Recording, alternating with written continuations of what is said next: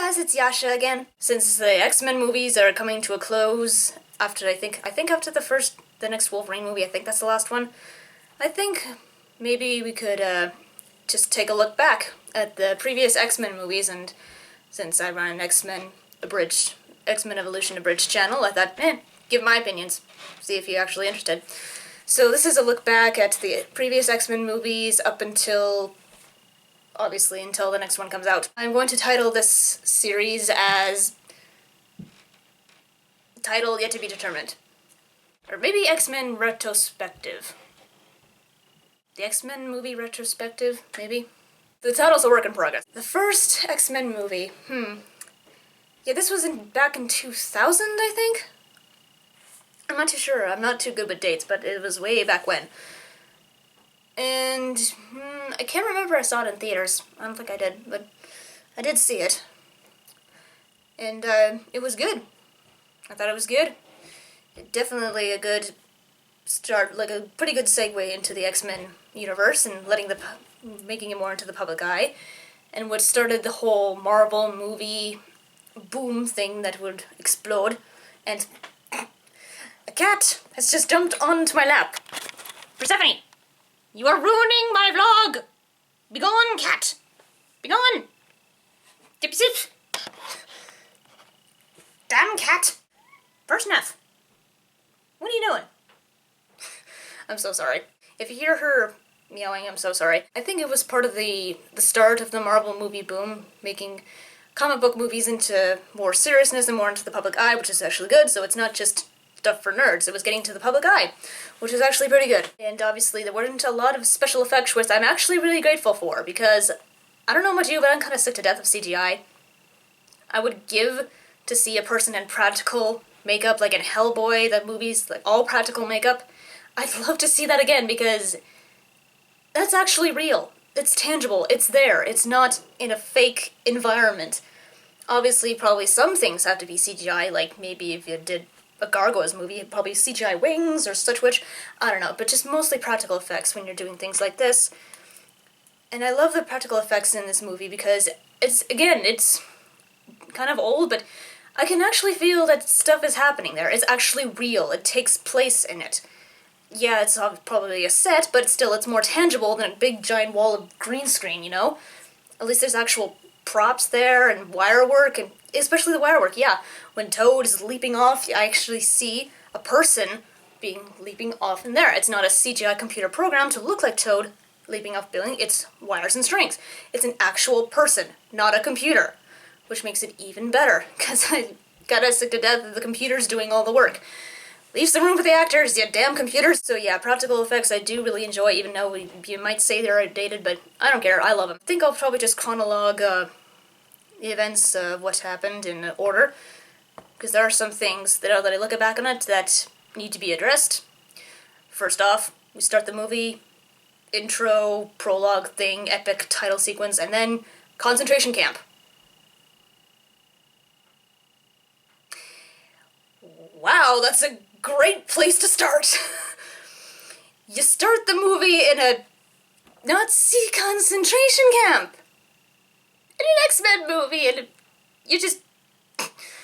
no proper segue into that, just instant insta-camp. You can't do that! You can't just plop somebody, you can't plop us in the middle of Auschwitz or Poland in World War II like that, without easing us into it first, guys. I mean, come on! I mean, that scene with the young Eric reaching out for his mom off to be obviously walking away to the chimney stack, that was horrible! Absolutely horrible! You couldn't build that up? No, you just plop us right into that?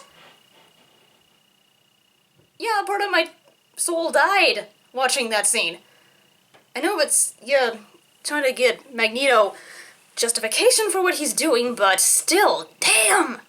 You couldn't just ease this way into that? And what's even more funny is the way they end it. Pans up to the thing, and all of a sudden, Suburbia! Great segue there. Just concentration camp, then Suburbia! Great transitioning there. Just going from gruesome, horrific real life events to middle class suburbia. They pulled a Bambi on us. They really did. The winter scene where the dad tells Bambi the mom got shot, it fades to black, then tra-la-la-la, ta-la-la-la-la. It's exactly that! They Bambied us! They totally pulled a Bambi on us. Just complete and total shift. Okay, I just don't understand. They could have handled the Nazi scene a little bit better, like maybe have it be Magneto seeing the conference and then going out like he's walking and then looks through the window and it's raining really, really hard just like it was that day. Like he's reminiscing about how he ended up here, and that's when you show the flashback, and then you reveal Magneto. You could have put that flashback in some other part of the movie. I'm just saying, not showing right away, just right in the beginning, Auschwitz or Poland. Just, you could have planned that better, buddy. Yeah, shows introduction to Rogue. Oh, Rogue, she's another subject. We'll get to her previous movies. Yeah, we'll get to Rogue when the series continues. And then it goes to the Senate, where Jean Grey's making her case, and then up comes Kelly McDouchebag, just shooting all that down, saying, oh, what's stopping them from coming into our home? What's to stop them from doing us? They're registered weapons. We should destroy them. We should hate and fear them. Just because they got fancy much powers. Oh my god, the Principal Kelly from my universe is rubbing off of me. Oh my god. Still, it's basically the same thing. Like, what's to stop them from doing it? I don't know. Teach them to know better? That's an idea. Teach them not to fear us. Teach them not to hate us. Teach them tolerance. That would be a great place to start. Don't give them a reason to hate us. Don't give them a reason to fear us. Don't give them reason to attack. That seems pretty obvious. It's essentially the equivalent of, like, you see a Siberian tiger walking on by. It's minding its own business, just doing what tigers do, eating, surviving, and all that stuff. It's not harming anybody, just off doing its tiger thing. All of a sudden, a group of people come by and see the tiger and think, you know what? I'm gonna bug him. Let's just grab rocks, throw them in, and then actually being surprised that the tiger eats you. What did you think was gonna happen, dipshit? You instigated the fight! With a ferocious animal, you know better than this! And you instigated the fight anyway? And you're shocked! Shocked that it defended itself! Well, no shit! If you're threatened, you try to defend yourself! It's the exact same thing here! Instigating the fight and giving mutants reason to be afraid of themselves. Yeah, let's teach our kids a kid who can move things with his mind, be afraid of himself. Let's teach him how to be afraid of who he is and what he is and let his powers grow uncontrollable and just actually cause someone to get hurt. That's a great idea. Let's instigate this plan already. Fucking dumbass. At the moment you see Kelly, you just want to punch that asshole in the dick. I don't care how that sentence sounds. And then we meet Charles Xavier, played by the Patrick Stewart. We bow to his awesomeness. We bow to his greatness. Perfect casting for Patrick Stewart. And then we see Magneto, played by Sir Ian McKellen. Epicness. Epicness. Yo, great casting there. Although I do question how someone who was grown up in Poland has a British accent, but whatever. And then, yeah, Rogue hitches a ride, and then goes to Canada and meets Wolverine, Hugh Jackman. He is shirtless and in a cage fight. I have no problems with this. I don't care. I'm sick to death of seeing female bodies portrayed out there, out for everybody to Google at. It's time men get equal service, okay? I'm just saying. And I just don't understand why the crowd was booing him. Like, he was winning. Why weren't you betting on him if he was winning this much? Why were you booing him? That just doesn't make any sense. But whatever. So some guy just tries to pick a fight with him, and surprised that Wolverine, like, shows out his claws, and he reveals his claws in the most epic way, just like... And then one in the middle, really close to his throat. Oh my god, it's so awesome! And then he slices the gun from the other guys, like, oh yeah. Wanna mess with me, motherfucker? Yeah, that's what I thought. I'm out. Wolverine! And then Rogue follows him and gets caught instantly trying to hitchhike. And she's all like, I saved your life. No, you didn't. Yeah, actually, no, you didn't. Because you probably didn't know it, but he does have a healing factor, and I'm sure he's been through far worse. Far, far, far worse. So one little stab wound, I don't think that was gonna do much. He could have handled that situation on his own. He didn't need to shout, look out. Yeah, it was very nice, but it wasn't really needed. He didn't really save his life. He would have survived it. Another pet peeve I have with Rogue in that scene where she's interacting with Logan is her manners. Like, did she just forget that they existed? Like, you ask, do you want any food? She doesn't even say, ask please. Like, can you have any food? May I please have some?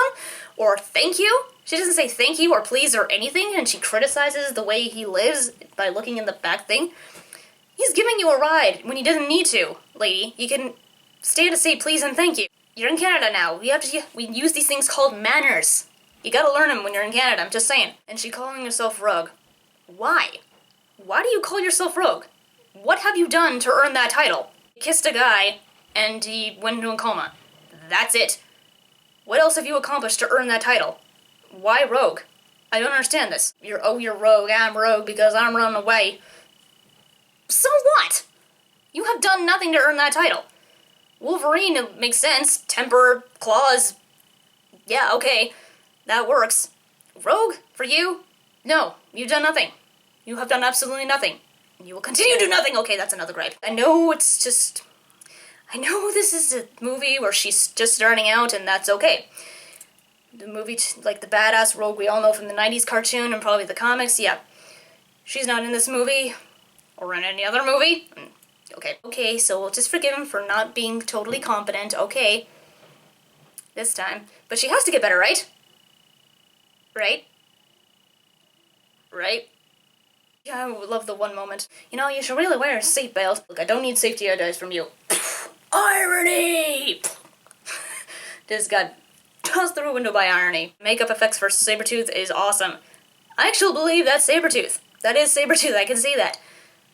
The one in Origins... No. Leave Schreiber.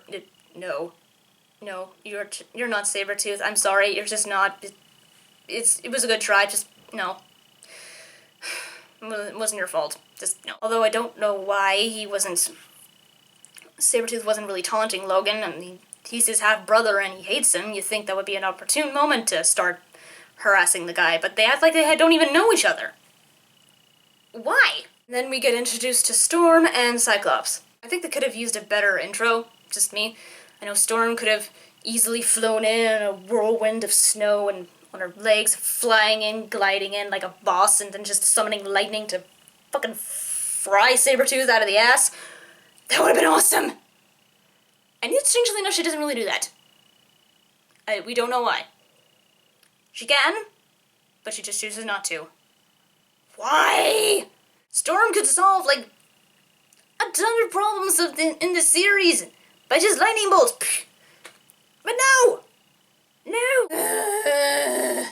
Why must you waste Storm? Why? And we see a Toad, who's played by, I can't remember his name, but he's a well-known martial artist, and a pretty damn good one. I can't remember his name, but yeah, he was Toad, and he was pretty good. Very good in this. Again, makeup effects are always good. He's spray painting the thing, and he's like, weren't you supposed to bring back someone with you? He's like, fuck off, Toad! Great view of the sets and the design of the Xavier building and the underneath the room for the Danger Room and all that stuff. It's amazing to see in real life.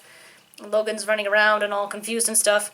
We get to see previews of Jubilee and Kitty Pryde, and Iceman and Pyro. And they don't really use him. Iceman, yeah, he's in there for just a couple of minutes, and Iceman starts flirting with Rogue. I'm sorry, but if you just read the some of the X-Men news and a certain thing that was announced about Iceman, you will look back on this and you will laugh. Yeah, when Logan is having a nightmare and Rogue goes to see him, like try to wake him up. What the fuck were you thinking, lady? He's clearly disturbed, he's clearly unsettled, and he has metal claws that comes out of his hands, and you're trying to startle him awake? No! surprise, surprise, she gets stabbed. Big shocker there. Yeah, and Principal Kelly getting mutant powers. I am dubbing him Puddle Man. Because he can turn into water. Seems legit to me. The main focus of the thing is like a Magneto built a big fuck-all mutant generator thing that is like a big wave that'll mutate every other human in sight. Which kind of begs the question, wouldn't it mutate animals too? Imagine a bunch of mutant cats and dogs and squirrels and guinea pigs running around. A dog shooting laser beams out of its eyes. A cat being able to fly. Meow. I'm sorry, that's just me. That's just my weirdness. It ends up killing Kelly because the cells are breaking down and rejecting the mutation. So Magneto's plan is basically flawed. When you were building this Magneto, did you not test it out? Did you not, when you were looking over the equations and all the complex scientific blah-blah-blah that had to go into this, you didn't foresee this as a possibility? You really didn't? Or you just didn't care? You had a 15% chance that this would actually work. More than half of the population in this scheme would die because rejecting the mutation, and you didn't test this out, or was Kelly the test subject and you just thought, oh, it worked out? You didn't see him, you didn't follow him along to find out if this was safe? Of course it wasn't safe, but if it didn't have deathly consequences, you didn't foresee this? You didn't foresee this as a possibility. Really. And finding out about Rogue. How did he find out about Rogue again? How did he find out about her power? We don't know. But that's how Rogue gets into the mix. And yeah, using her as basically a battery to power the machine to mutate. Only being able to mutate all of New York. Okay, few steps missing in your plan there, Chief. This wave would only be able to power enough to go to New York. Okay, so New York gets mutated. That's if almost all of the population doesn't die because of this process. This is if that actually worked and all of New York turns into mutants, then what? You can't really mutate the rest of the planet this way because Rogue would turn into a shriveled old husk by the time New York was actually finished. You lose your only batteries, your only power source to mutate the entire world in this way. You only had New York. And if so, when all that said was done, what was your other plan? You can't really mutate an entire city like that and just not have a plan B. What was your escape plan?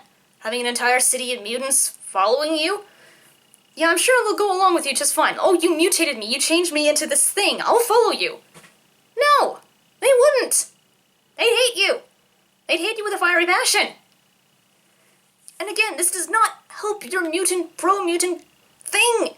You're giving them reason to fear and hate mutants! Stop doing this! Yeah, remember the rant that I used in episode 12, part 3, that the professor used about Magneto growing up like that and that kind of environment, and the whole creating a master race and being a dictator thing? This is it! This is the reason why! You're turning into what you hate the most, and B, this is not helping your cause! If they're afraid of you, you're giving them reason to be afraid of you! Why? This doesn't seem helpful to your cause! It really doesn't. But whatever, let's just try to move on. How are you gonna escape the wrath of the rest of the world after that?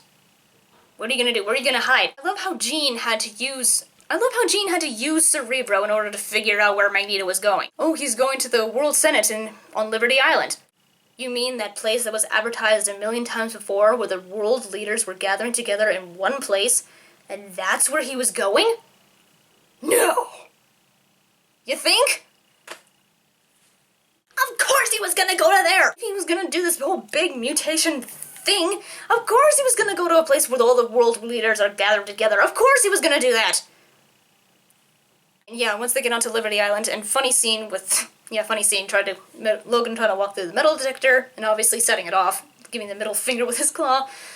Yeah, the start of the running joke of Logan trying to go through metal detectors. It'll never get old.